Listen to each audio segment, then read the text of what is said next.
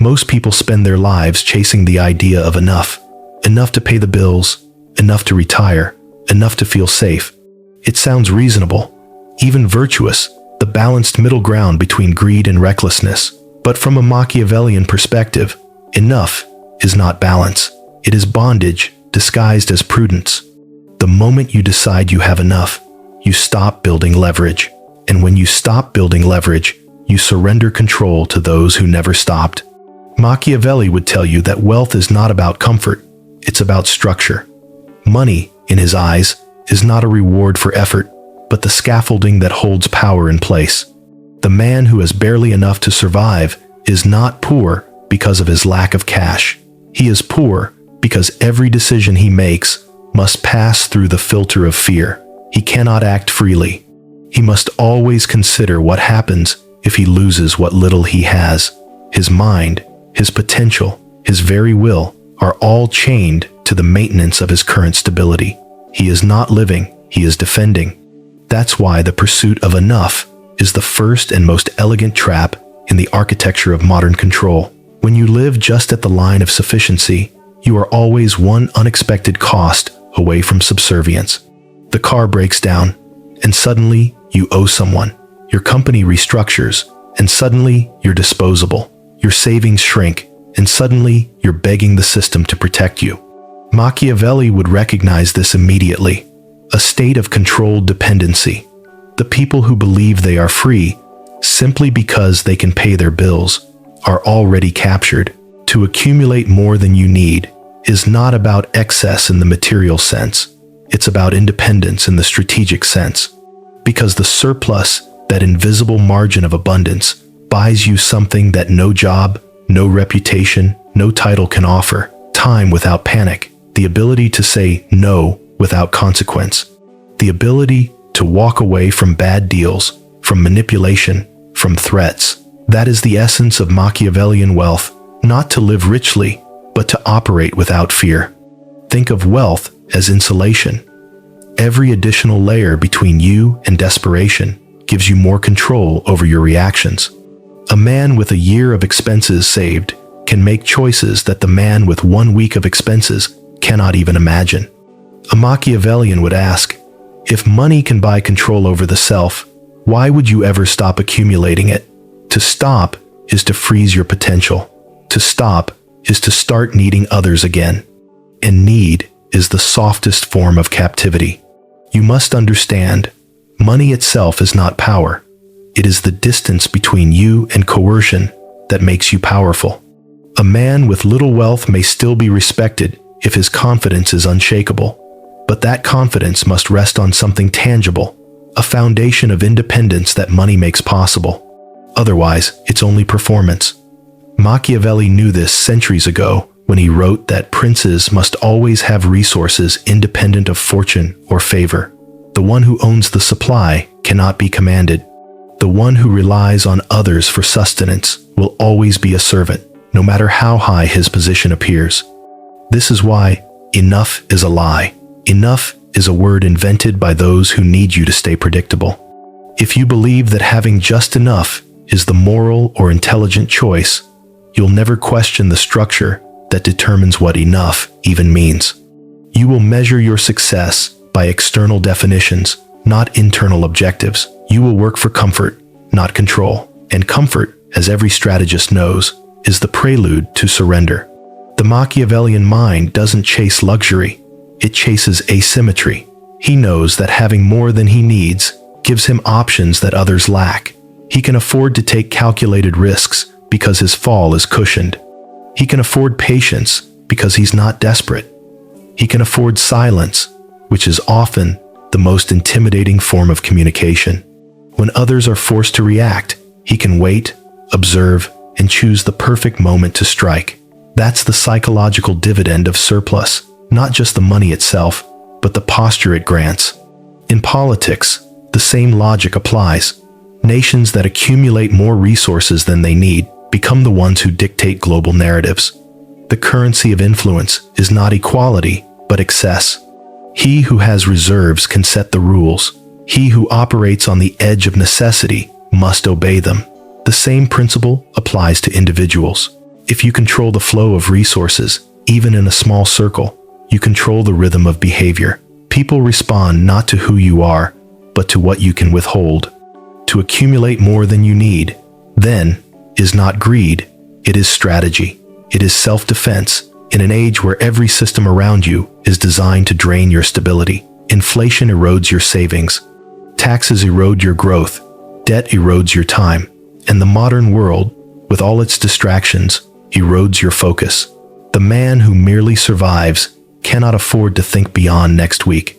The Machiavellian builder, on the other hand, uses excess not as decoration, but as armor. Every dollar he saves, every asset he acquires, every income stream he diversifies, these are not symbols of wealth. They are weapons of autonomy. Here is the first Machiavellian truth. Money beyond necessity is not luxury, it's leverage.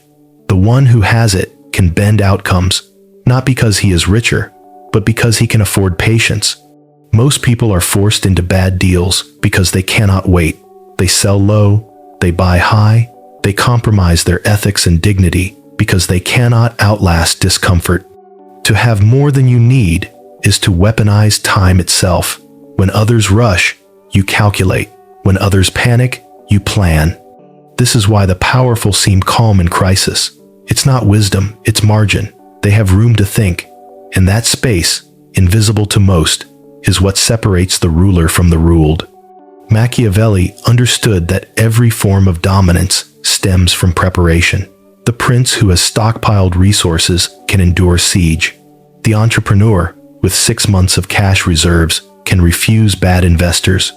The individual with multiple income streams can walk away from manipulation, disguised as opportunity. There's a reason the truly powerful rarely display their wealth. They don't need validation because their security is internalized. They accumulate not to impress, but to insulate. The difference between survival and sovereignty lies in one word: excess. Without it, every promise of freedom is fragile. With it, even silence becomes influence. You must accumulate more than you need, not because you want to own the world, but because the world will try to own you.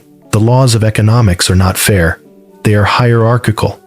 Those with surplus shape reality for those without it. Every crisis redistributes power from the reactive to the prepared. Every downturn becomes a harvest season for those who waited while others spent. Machiavelli would not tell you to save for safety. He would tell you to accumulate for dominance. The purpose is not to retreat into comfort, but to command the flow of decisions that affect you. When you have more than you need, you stop negotiating from weakness. You stop chasing validation disguised as opportunity. You start thinking in systems, not survival. Because ultimately, the question is not whether you have enough to live. It's whether you have enough to choose. And choice, not money, not status, not appearance, is the only real measure of power. To accumulate more than you need is to master the silent art of asymmetry. In every power structure, from kingdoms to corporations, asymmetry decides who commands and who conforms. It's never about who works hardest or who deserves more. It's about who controls the margin. That invisible space between necessity and abundance is where real power lives. When others operate at capacity, when they need every paycheck, every client, every deal to survive, they are predictable. They can be bought, delayed, pressured, or distracted. But the man who operates with surplus, the Machiavellian strategist, cannot be cornered because he has no visible pressure point. Money beyond necessity creates psychological dominance long before it creates financial advantage. Most people are prisoners of obligation, their lifestyle, their reputation, their bills. The Machiavellian sees this not as a moral failing, but as a map. He studies where people's needs become vulnerabilities. He knows that control doesn't require force. It requires understanding where the fear of loss begins, and nothing reveals that more clearly than money. When someone says, "I can't afford to lose this job," what they're really saying is, "My identity depends on approval." That dependence makes them malleable. So, while others pursue higher salaries, the Machiavellian pursues control over cash flow. He doesn't just earn, he engineers. He doesn't just save, he strategizes. His goal is not accumulation for its own sake, but positioning. Each investment, each revenue stream, each partnership is designed to extend the time horizon of his freedom. The longer he can survive without external approval, the stronger his negotiating power becomes. And negotiation, in its purest form, is the battlefield of power. When two sides meet, the one who can walk away wins. That's why Machiavelli would advise you to build wealth, not for luxury, but for immunity, because the man who cannot be financially coerced is the only man who can speak truth without fear. Everyone else, from the employee, afraid of losing his job, to the entrepreneur, terrified of losing his investors, is performing courage under supervision. This is the paradox most people never see. They think freedom comes from earning more, but they spend every extra dollar to maintain the image of progress.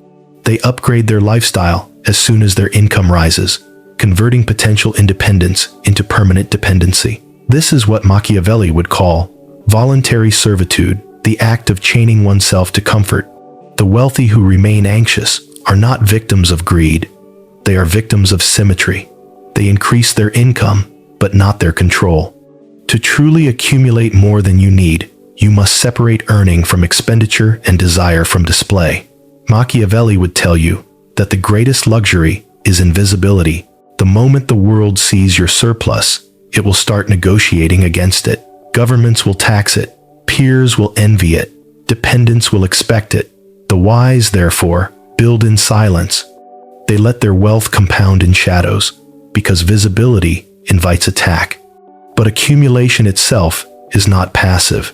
It is an act of war, quiet, mathematical, relentless. Each financial decision is a maneuver. Each investment is a fortress. You must think as a strategist, not a consumer. When you save, you are not being frugal. You are loading ammunition. When you invest, you are not gambling. You are claiming territory. When you resist unnecessary purchases, you are not being minimalistic. You are denying the enemy information about your true strength. To have more than you need is to occupy the most dangerous position in any hierarchy: untouchability. The powerful can't manipulate you because your incentives are self-contained. The weak can't guilt you because your generosity is voluntary. And society, the system that thrives on your endless consumption, can't distract you because you no longer depend on its validation loops. That's what Machiavelli meant when he wrote that power is safest in the hands of those who don't flaunt it. To appear ordinary while holding extraordinary leverage is the purest form of dominance. Consider how kingdoms sustained their control. It wasn't through constant conquest, but through reserves, grain, gold, soldiers waiting in silence. The enemy who attacks a full treasury exhausts himself before victory. The same logic applies to modern economics. Crises always reveal who was playing for survival and who was playing for power. The prepared, those who accumulated far beyond their visible needs, acquire everything that panic puts on sale. When the crowd is selling for safety, the Machiavellian buys for control. Excess wealth is not the enemy of humility. It is the instrument of autonomy. The goal is not greed, but leverage the ability to dictate your pace and protect your peace.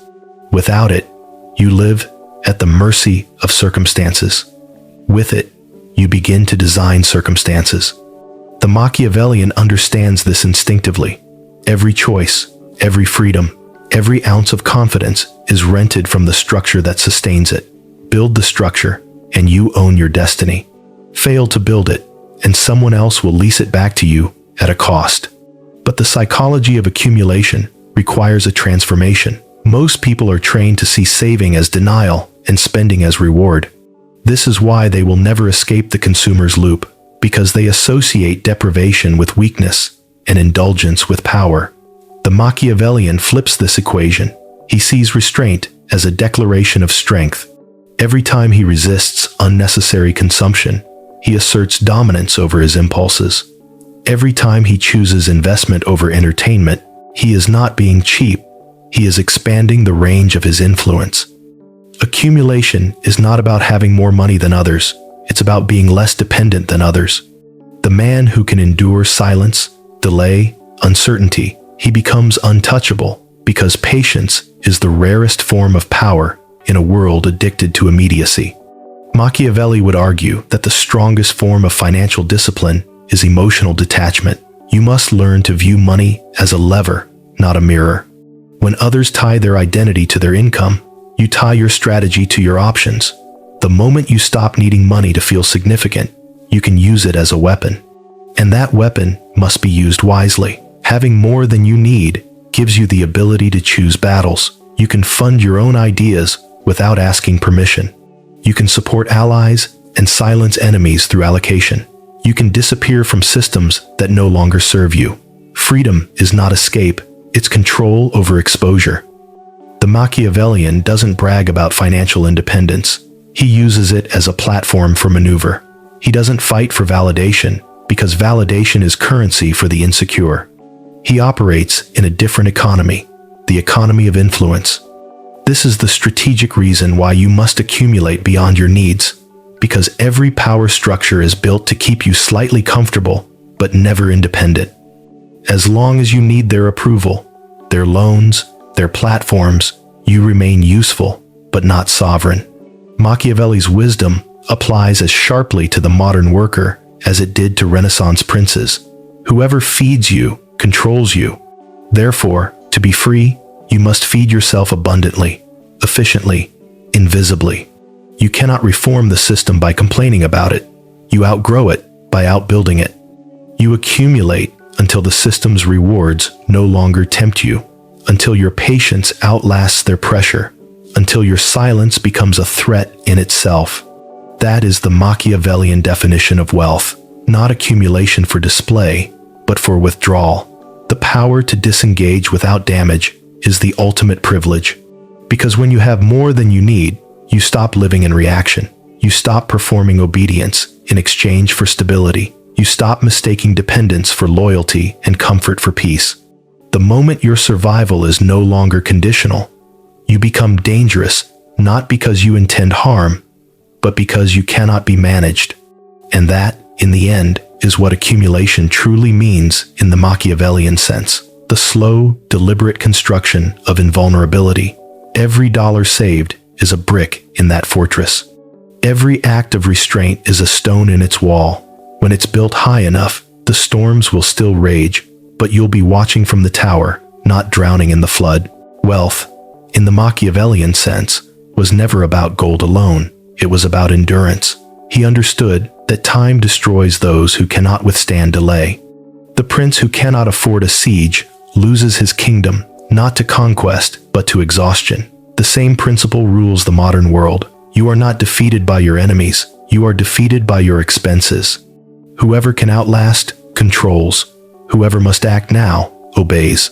That is why the pursuit of financial excess is not an act of greed but of patience. Every surplus dollar buys time, and time is the raw material of power. When you have time, you can plan. When you lack it, you must react. And the moment you are forced to react, someone else has already dictated the terms of your behavior. The Machiavellian understands that to be reactive is to be ruled. To be sovereign, you must buy back your time through surplus. But surplus alone is not enough. You must know how to deploy it. Many who accumulate wealth still live as servants because they confuse possession with control.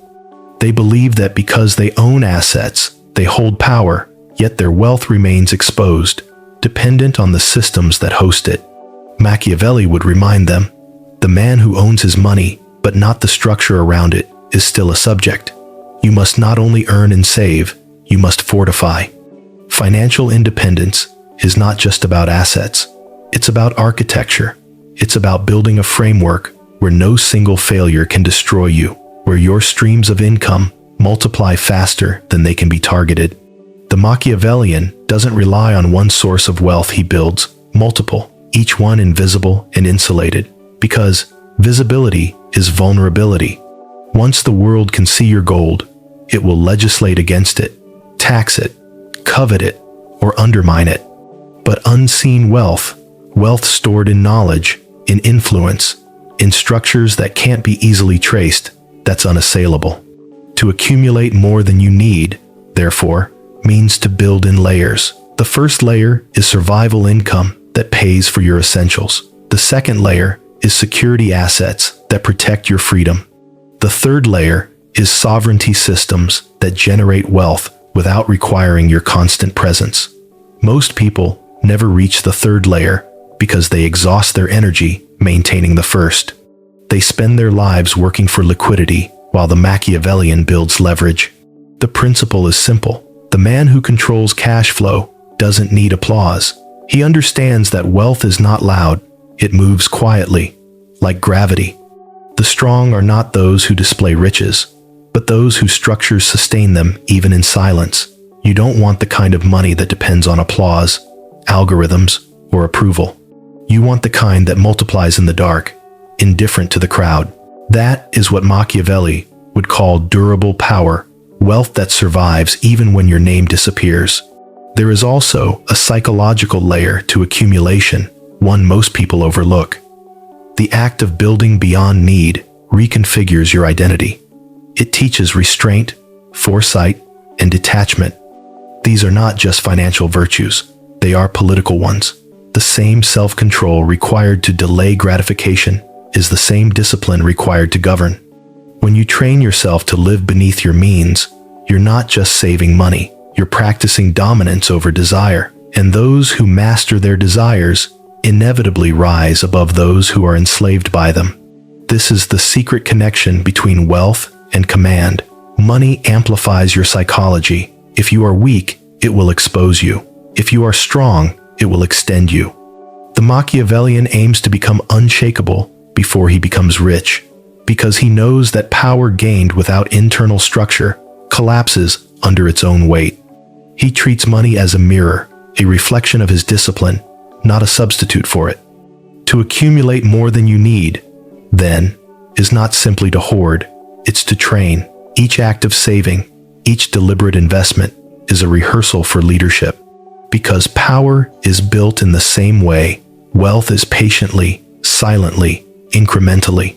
The man who can master compound interest can master human nature. The same forces that govern money, momentum, time, and emotion govern politics and relationships. Machiavelli's wisdom endures because it applies to both coin and character. Whoever manages resources with patience rules. This brings us to another Machiavellian truth. Wealth without control of emotion is fragility disguised as success. Most people lose money not through ignorance, but through impulse. They cannot endure uncertainty. They panic when markets fall. They overspend when validation tempts them. In essence, they are ruled by the same forces they claim to have conquered. To accumulate beyond need, you must cultivate emotional neutrality. You must learn to see both gain and loss as part of the game, not as commentary on your worth. Machiavelli would say, "A man who fears loss too much will never seize opportunity, and a man who desires gain too much will never hold what he earns." Both are slaves to emotion. The builder of true wealth must transcend both fear and greed, seeing money as motion, a resource to be directed, not worshipped. To accumulate excess is to control that motion, to redirect it toward freedom instead of vanity. But freedom requires more than accumulation. It requires intention. What are you building for? If your goal is comfort, you will eventually weaken. If your goal is control, you will evolve. Because comfort breeds passivity, while control demands vigilance. Machiavelli never saw wealth as an end.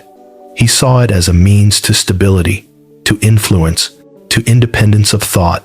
To him, the man who earns for pleasure is still a peasant. The man who earns for strategy is a prince. In modern terms, this means designing your wealth to outlive your emotions, automate your growth, hide your reserves, detach your survival from a single source, treat every stream of income as a soldier disciplined, reliable, trained to operate even when you're not watching. The Machiavellian doesn't just save, he deploys. He knows that idle money decays through inflation and opportunity cost. So he turns his wealth into an army of invisible workers, each generating influence while he rests. Accumulation beyond need is not a sprint, it's a campaign. Every phase requires its own tactics. In the beginning, aggression is necessary. Earn, save, build. Then comes consolidation. Protect, diversify, fortify. Finally, silence, withdraw from exposure. Live beneath visibility. Let wealth serve you while you disappear into mastery. Machiavelli would call this final phase strategic invisibility, the ability to hold immense power without inviting counterattack. Because the moment your wealth becomes spectacle, it stops being leverage and starts being liability.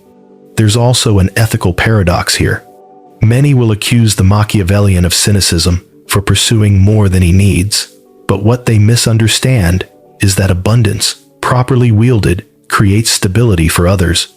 A financially disciplined individual supports families, funds, ventures, and absorbs shocks that would destroy the fragile. Excess, when held by the wise, becomes a stabilizing force. It prevents chaos by removing desperation.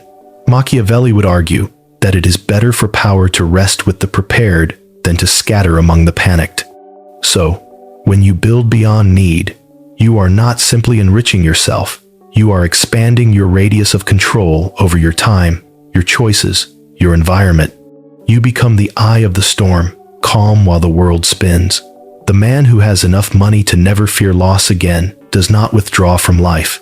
He engages it differently. He becomes more precise, more observant, more dangerous. Because without desperation, clouding judgment, strategy becomes art. And that is the true Machiavellian purpose of wealth. Not accumulation for vanity, but accumulation for clarity. When you no longer have to ask, what will happen if I lose this? You finally start to ask, what can I build next?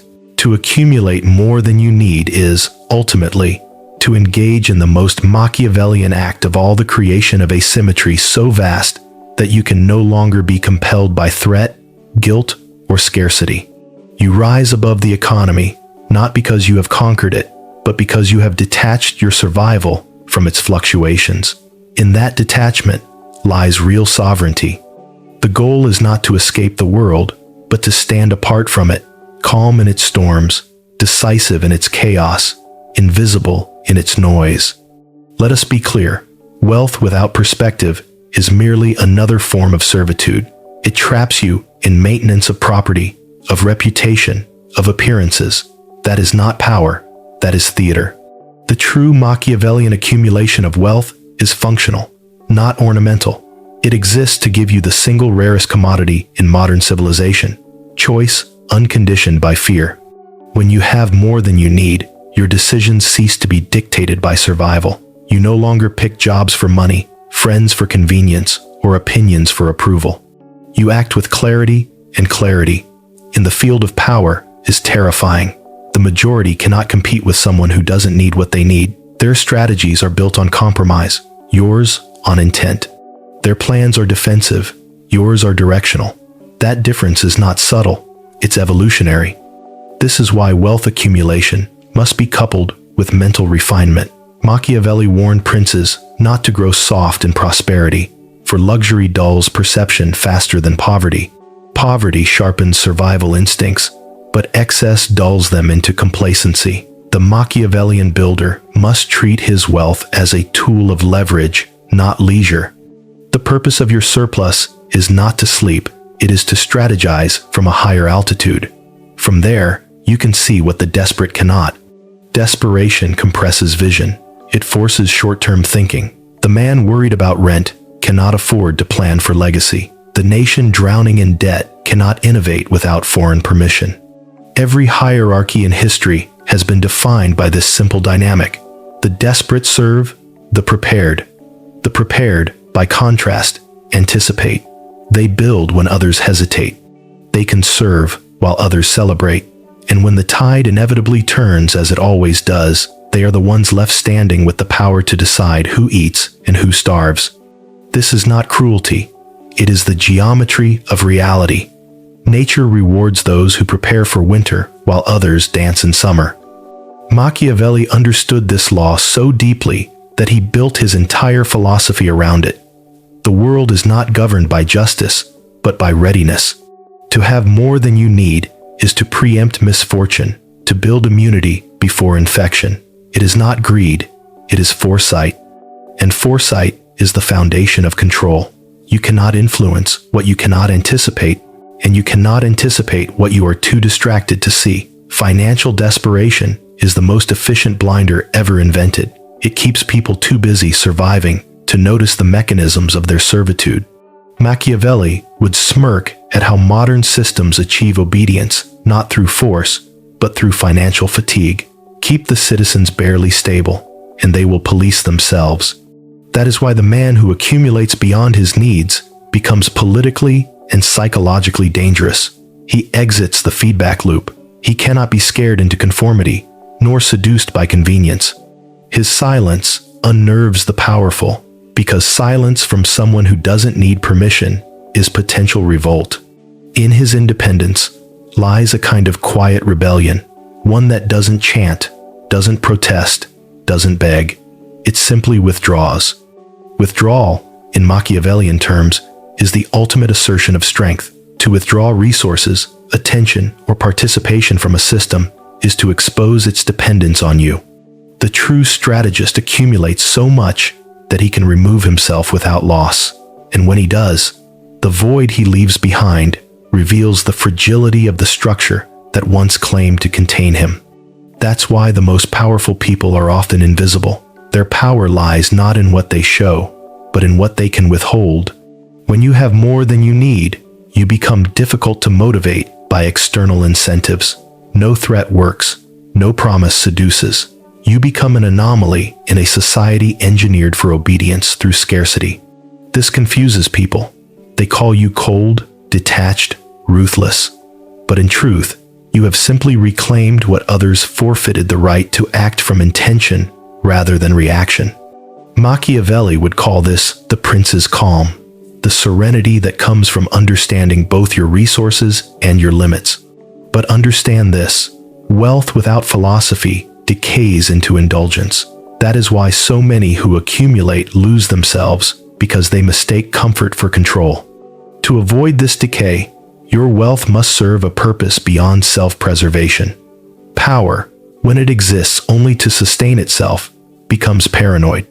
Wealth, when it exists only to defend itself, becomes brittle. The Machiavellian balances both with direction. He uses wealth as a means to sculpt reality, to influence systems, nurture talent, create legacies that extend his will beyond his lifespan. To accumulate more than you need, therefore, is to assume a creative responsibility. You have built a fortress. Now, you must decide what it protects. Because power, left idle, corrupts not through evil, but through entropy. The mind without challenge consumes itself. The Machiavellian avoids this by turning excess into structure, investing not just in assets, but in institutions, ideas, and people aligned with his vision. He converts wealth into continuity. The difference between the rich and the sovereign lies here. The rich accumulate for comfort. The sovereign accumulates for continuity. The former seeks to enjoy wealth. The latter seeks to extend will. And this, the ability to project intention into the future, is the highest form of human power. Money simply becomes the carrier of that power across time. If you understand this, then the logic of enough becomes absurd. Enough for what? For a quiet life? For a house and car? For security that can be revoked with a single policy change or market crash? Enough is a moving target, defined by those who benefit from your restraint. They want you to stop building before you can rival them. They preach moderation because your ambition threatens their comfort. Machiavelli would advise you to listen to their sermons and then quietly do the opposite.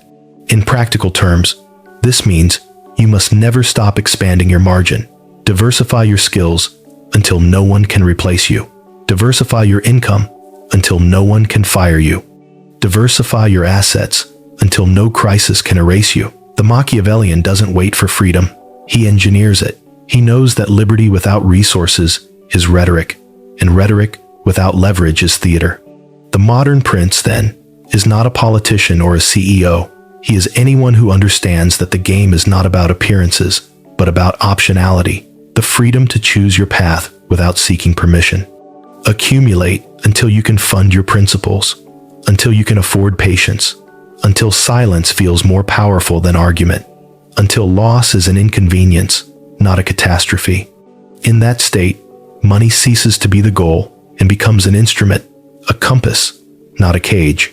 You will begin to see how much of the world's behavior is dictated by scarcity, how morality, politics, even love are shaped by the constant shadow of not enough. You will understand why people betray, conform, and submit not because they are evil, but because they are cornered. And you will also understand why Machiavelli's wisdom remains immortal, because freedom, in every age, belongs only to those who can afford it. So accumulate more than you need, not for luxury, not for vanity, not for applause, but because in a world built on dependency, independence is the only true defiance. Every coin you save is a vote for sovereignty. Every investment in discipline is a rebellion against control. Every act of restraint is a declaration that your will is not for sale. When you have more than you need, you will no longer need to be told what to do, what to believe, or what to fear. You will no longer pray for permission or safety. You will move differently, quietly, deliberately, like one who knows he cannot be coerced. That is not arrogance, it is mastery. Machiavelli would smile at such a man, not because he is rich, but because he is untouchable. And in a world designed to keep you grasping, wanting, needing to become untouchable is the only victory worth having.